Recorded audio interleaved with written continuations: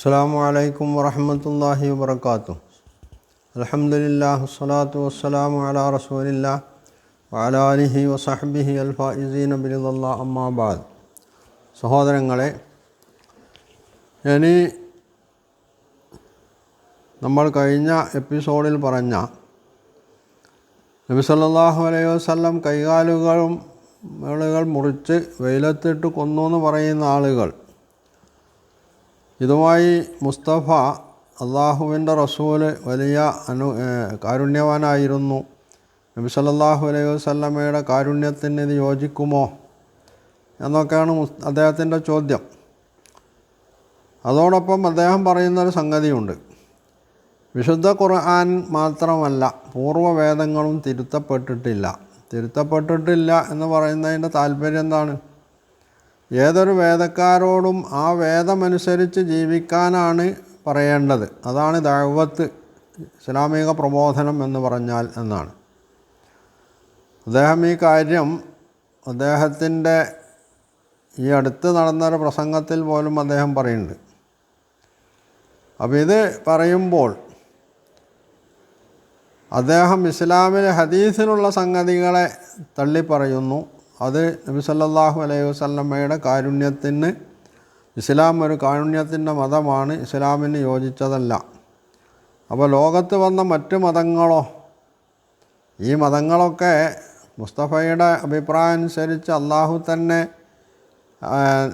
സംവിധാനിച്ചിട്ടുള്ള മതങ്ങളാണ്. ഇപ്പോൾ ജൂതമതമാവട്ടെ, ക്രിസ്തു മതമാവട്ടെ, ഇതൊക്കെ അദ്ദേഹത്തിൻ്റെ വാദമനുസരിച്ച് പറയുമ്പോൾ അള്ളാഹു സംവിധാനിച്ചിട്ടുള്ളതാണ്. അപ്പോൾ അദ്ദേഹം പറയും, ഞാൻ മതങ്ങളെ സംബന്ധിച്ചല്ല വേദങ്ങളെ സംബന്ധിച്ചാണ് പറയുന്നതെന്നാണ്. ഈ വേദങ്ങൾ ഉൾക്കൊള്ളുന്ന ആളുകളാണ്, അല്ലെങ്കിൽ ഈ മതങ്ങൾ ഉൾക്കൊള്ളുന്ന ആളുകളാണ് ഈ വേദങ്ങളുടെ ആളുകൾ.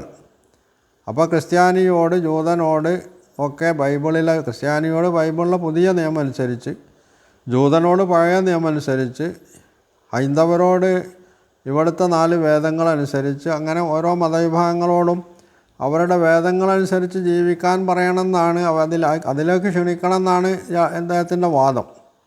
അങ്ങനെയാണെങ്കിൽ ഇവിടെ അദ്ദേഹം ഇസ്ലാമിലെ ഹദീസിനെ നിഷേധിക്കാൻ പറയുന്ന ഈ കാര്യം അദ്ദേഹം ജൂതന്മാരുടെ കാര്യത്തിൽ എന്തായിരിക്കും, ആ കാര്യത്തിൽ അദ്ദേഹം നിലപാട് സ്വീകരിക്കാം.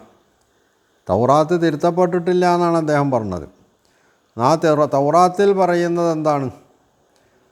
ഇവിടെ ഹദീസിൽ ഈ ആളുകളെ അവർ ചെയ്ത അക്രമത്തിൻ്റെ പേരിൽ അവരെന്താണോ മറ്റുള്ളവരോട് ചെയ്തത്, അതേ കാര്യമാണ് അവരുടെ കാര്യത്തിലും നിർവഹിച്ചിട്ടുള്ളത്. അതായത് ഖിസാസ് എന്ന് ഖുർആൻ പറയുന്ന സംഗതി.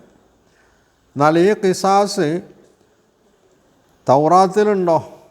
വിശുദ്ധ ഖുർആനിലുള്ളത് ഞാൻ കേൾപ്പിക്കുകയുണ്ടായി. തൗറാത്തിൽ ഇതുണ്ടോ എന്ന് പരിശോധിച്ചാൽ നമ്മൾക്ക് കാണാൻ കഴിയുന്ന കാര്യം എന്താണ്? തൗറാത്തിൽ നിയമാവർത്തനം അതിൻ്റെ 19-ാമത്തെ അധ്യായത്തിൽ പറയുന്നത് ഇങ്ങനെയാണ്: ആരെങ്കിലും വ്യാജമായി ഒരുവനെതിരെ കുറ്റമാരോപിക്കുകയാണെങ്കിൽ ഇരുവരും കർത്താവിൻ്റെ സന്നിധിയിൽ അന്നത്തെ പുരോഹിതന്മാരുടെയും ന്യായാധിപന്മാരുടെയും അടുത്ത് ചെല്ലണം. ന്യായാധിപന്മാർ സൂക്ഷ്മമായ അന്വേഷണം നടത്തണം. സാക്ഷി കള്ളസാക്ഷിയാണെങ്കിൽ അവൻ തൻ്റെ സഹോദരനെതിരായി വ്യാജാരോപണം എന്ന് തെളിഞ്ഞാൽ അവൻ തൻ്റെ സഹോദരന് ചെയ്യാൻ ഉദ്ദേശിച്ചത് നീ അവനോട് ചെയ്യണം. അങ്ങനെ ആ തിന്മ നിങ്ങളുടെ ഇടയിൽ നിന്ന് നീക്കിക്കളയണം. മറ്റുള്ളവർ ഇത് കേട്ട് ഭയപ്പെട്ട് ഇത്തരം തിന്മ നിങ്ങളുടെ ഇടയിൽ മേലിൽ പ്രവർത്തിക്കാതിരിക്കട്ടെ. നീ അവനോട് കാരുണ്യം കാണിക്കരുത്. ജീവനു പകരം ജീവൻ, കണ്ണിനു പകരം കണ്ണ്, പല്ലിനു പകരം പല്ല്, കൈക്ക് കൈ, കാലിന് കാല്. ഇതാണ് നിയമാവർത്തനം എന്ന തൗറാത്ത് എന്ന് പറയുന്ന 5 ആദ്യത്തെ ബൈബിളിൽ പഴയ നിയമത്തിലെ 5 പുസ്തകത്തിലെ ഒരു പുസ്തകമാണ് നിയമാവർത്തനം. അതിലെ 19-ാമത്തെ അധ്യായത്തിൽ 17 മുതൽക്ക് 21 വരെയുള്ള ഭാഗത്ത് പറഞ്ഞിട്ടുള്ളത്. അത് 1. അതിന് 13-ാമത്തെ അധ്യായത്തിൽ പറയുന്നത് എന്താണ്?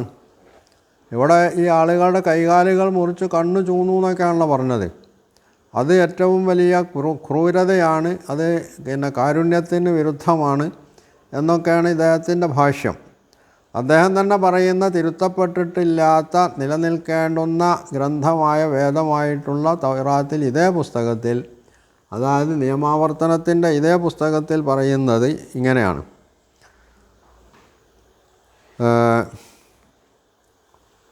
നിങ്ങൾക്ക് വസിക്കാൻ നിങ്ങളുടെ ദൈവമായ കർത്താവ് തന്നിരിക്കുന്ന പട്ടണത്തിൽ ഏതിലെങ്കിലും നിങ്ങളുടെ ഇടയിൽ നിന്ന് പുറപ്പെട്ട ഹീനനായ മനുഷ്യൻ ചെന്ന് നിങ്ങൾ അറിഞ്ഞിട്ടില്ലാത്ത അന്യദേവന്മാരെ സേവിക്കാം എന്ന് പറഞ്ഞ് പട്ടണനിവാസികളെ വഴിതെറ്റിച്ചതായി കേട്ടാൽ അതിനെപ്പറ്റി അന്വേഷിക്കുകയും പരിശോധിക്കുകയും സൂക്ഷ്മമായി വിചാരണ നടത്തുകയും ചെയ്യണം.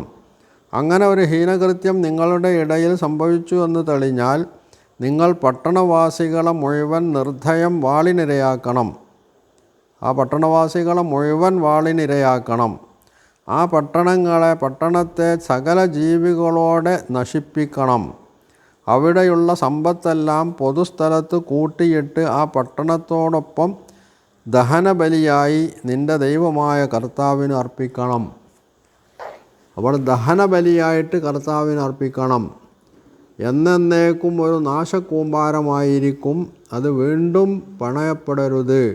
ശപിക്കപ്പെട്ട ആ വസ്തുക്കളിലൊന്നും എടുക്കരുത്. അപ്പോൾ ഇവിടെ എന്താണ് പറയുന്നത്? ഒരു പട്ടണത്തെ, അതും വിഗ്രഹപൂജയുടെ പേരിൽ, അള്ളാഹു അല്ലാത്ത, ദൈവമല്ലാത്ത, യഹോവയല്ലാത്ത മറ്റൊരാളെ ദൈവമായി അംഗീകരിക്കുന്ന പട്ടണത്തെ മുച്ചൂടും നശിപ്പിക്കണം. അതിലുള്ള സാധനങ്ങളൊക്കെ കൂട്ടിയിട്ട് തീ കൊടുത്ത് നശിപ്പിക്കണം. ഇത് യഹൂദർക്ക്, മൂസാ നബി അലൈഹി ഇസ്ലാമിനോട് അള്ളാഹു പറഞ്ഞതാണല്ലോ ഈ കാര്യം. അപ്പോൾ യഹൂദർക്ക് അത് ആവാം. അപ്പോൾ യഹൂദരോട് ഇത് കൽപ്പിച്ച ദൈവം അവന് ക്രൂരതയാവാം. മുഹമ്മദ് നബിയോട് ഇത് കൽപ്പിച്ച ദൈവത്തിന് ക്രൂരത പറ്റൂല, കാരുണ്യം പറ്റുള്ളൂ എന്നാണോ? മൂസാ നബി അലൈഹി ഇസ്ലാമിന് കാരുണ്യം ബാധകമല്ല, മുഹമ്മദ് നബിക്ക് ബാധകമാണ് എന്നാണോ? അപ്പോൾ എന്താണ് ഇതുകൊണ്ട് ഉദ്ദേശിച്ചിട്ടുള്ളത് എന്നാണ് ഇത്തരം ആളുകൾ വ്യക്തമാക്കേണ്ടത്. അപ്പോൾ ഒരു ഭാഗത്ത് ഇസ്ലാമിനെ ഇകഴ്ത്തി കാണിക്കുകയും ഹദീസുകളെ തള്ളിപ്പറയുകയും ചെയ്യാം. മറുഭാഗത്ത് ഇതേ കാര്യം അല്ലെങ്കിൽ ഇതിനേക്കാൾ കടുത്ത രീതിയിലുള്ള ശിക്ഷാമുറകളെ സംബന്ധിച്ച് പറയുന്ന പൂർവ്വവേദത്തെ ന്യായീകരിക്കുകയും അത് തിരുത്തപ്പെട്ടിട്ടില്ല, അത് നടപ്പു വരുത്താനാണ് അവരെ ക്ഷണിക്കേണ്ടത് എന്ന് പറയുകയും ചെയ്യാം. ഇതിലെ ഇരട്ടത്താപ്പ് ആർക്കാണ് മനസ്സിലാക്കാൻ കഴിയാതിരിക്കുക? അപ്പോൾ ഇവരുടെ യഥാർത്ഥ ഉദ്ദേശം എന്താണ്? ഇസ്ലാമിനെ സംരക്ഷിക്കലാണോ, അതോ ഇസ്ലാമിനെ നശിപ്പിക്കലാണോ, ഇസ്ലാമിനെ കരിവാരി തേക്കലാണോ? അപ്പോൾ ഏത് ബുദ്ധിയുള്ള വിവേകശാലിയായ മനുഷ്യനും ചിന്താശീലനായ മനുഷ്യനും മനസ്സിലാക്കാൻ കഴിയുന്ന കാര്യം, ഇത്തരം ആളുകൾ ചെയ്യുന്നത് ഇസ്ലാമിനെ രക്ഷിക്കുകയല്ല, അവർ ഒരു പുകമറ സൃഷ്ടിക്കുകയാണ് യഥാർത്ഥത്തിൽ. നബി സല്ലല്ലാഹു അലൈഹി വസല്ലമയെ അങ്ങേയറ്റം സ്നേഹിക്കുന്നു എന്ന് വരുത്തി തീർക്കുക, നബിയുടെ കാരുണ്യത്തെ സംബന്ധിച്ച് പറയുക, എന്നിട്ട് അതിലൂടെ അത് മുന്നിൽ വച്ച് ആളുകളെ പാട്ടിലാക്കിയിട്ട് അവരിൽ ഇസ്ലാമിക വിരുദ്ധ നിലപാടുകൾ, ചിന്താഗതികൾ ഉണ്ടാക്കിയെടുക്കാനുള്ളതാണ്. യഥാർത്ഥത്തിൽ ഇസ്ലാം ഇത്തരത്തിലുള്ള ശിക്ഷകൾ നിർണയിച്ചതിൻ്റെ കാര്യം എന്താണ്? സൂറത്ത് ബഖറയിൽ പറയുന്നുണ്ട്, വഇന്നലക്കും ഫിൽ ഖിസാസിൽ ഹയാത്തുൻ, ഖിസാസിൽ പ്രതിക്രിയയിൽ നിങ്ങൾക്ക് ജീവിതമാണുള്ളത് എന്നാണ്. അപ്പോൾ എങ്ങനെയാണ് പ്രതിക്രിയ ചെയ്യുമ്പോൾ ജീവനുണ്ടാവുക? പ്രതിക്രിയക്ക് വിധേയനാവുന്ന മനുഷ്യൻ ചിലപ്പോൾ കൊല്ലപ്പെടും, അയാൾ ജീവിക്കുന്നില്ല. അപ്പോൾ ഇവിടെ സമൂഹത്തിൽ ഇത്തരത്തിലുള്ള നെറികേടുകൾ അല്ലെങ്കിൽ ഇത്തരത്തിലുള്ള കുറ്റകൃത്യങ്ങൾ വരുമ്പോൾ അത് സമൂഹത്തിൻ്റെ മൊത്തം നാശത്തിന് കാരണമാണ്. അപ്പോൾ അങ്ങനെ നാശത്തിന് കാരണമായി തീരുന്ന ഇത്തരം സംഗതികൾ ചെയ്യുന്ന ആളുകളെ ശിക്ഷയ്ക്ക് വിധേയമാക്കുമ്പോൾ സംഭവിക്കുന്നതാണ്? ഒന്ന്, സമൂഹത്തിൽ ഖുർആൻ അവതരിക്കുന്നത് വരെ എന്ന് മാത്രമല്ല ഇന്നും നിലവിലുള്ള ഒരു സംഗതിയാണ്, ഒരാളെ കൊന്നാൽ അത് കൊന്ന ആളുടെ ആളുകളിൽ നിന്ന് കിട്ടുന്ന ആളുകളെയൊക്കെ കൊല്ലാനുള്ളത്. അവിടെ ഉച്ചനീചത്വം സമൂഹത്തിൽ എല്ലാ കാലത്തും നിലനിന്നു വന്നിട്ടുള്ളതാണ്. ഇതിനൊക്കെ എതിരിലാണ് ഇസ്ലാം ഇവിടെ ഈ ഒരു നിയമം കൊണ്ടുവന്നിട്ടുള്ളത്. അപ്പോൾ കൊന്ന ആളെ കൊല്ലുമ്പോൾ സ്വാഭാവികമായിട്ടും ഇത് സമൂഹത്തിന് പാഠമായി തീരും. ഞങ്ങൾ ഇങ്ങനെ ചെയ്താൽ ഞങ്ങൾക്കും ഇതേ ഗതിയാണ് സംഭവിക്കുക. അപ്പോൾ അവർ ആ കുറ്റകൃത്യത്തിൽ നിന്ന് ഒഴിഞ്ഞു നിൽക്കും. അപ്പോൾ അത് സമൂഹത്തിന് സ്വാസ്ഥ്യത്തോടു കൂടി ജീവിക്കാനുള്ള സാഹചര്യം ഒരുക്കുകയാണ്.